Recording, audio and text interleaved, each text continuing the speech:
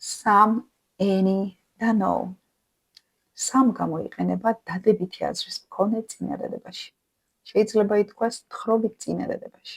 Any გამოიყენება კითხვისა და უარყოფით წინადადებაში. ხოლო no გამოიყენება დადებითად დაწყებულ წინადადებაში, რომლის აზრიც უარყოფითია. ნახოთ მაგალითები. I have some friends in Italy. მე მყავს მეგობრები იტალიაში. ქართულად ამ სიტყვის თარგმნა არ არის საჭირო. უბრალოდ ვამბობთ I have some friends. მე მყავს მეგობრები, მაგრამ ინგლისურად აუცილებლად უნდა თქვან some. როდესაც ამ წინადადებას კითხვით ფორმას მივცემთ, some შეიცვლება any-ით. Do you have any friends in Italy? ყავს ვინმე მეგობრები იტალიაში?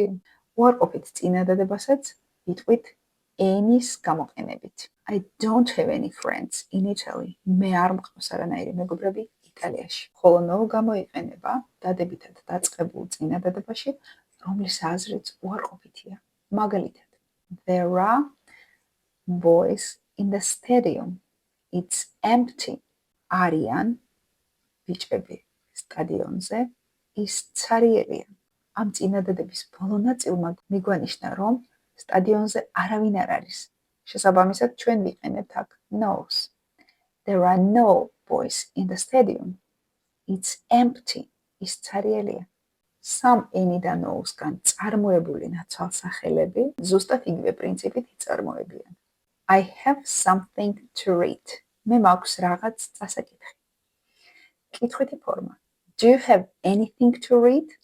გაქვს რამე წასაკითხი? I have nothing to read. მე მაქვს არაფერი წასაკითხი. მეტ ინგლისურისთვის დაემატეთ ჩემს Telegram chats, რომლის ლინკიც საიტის აღწერაშია.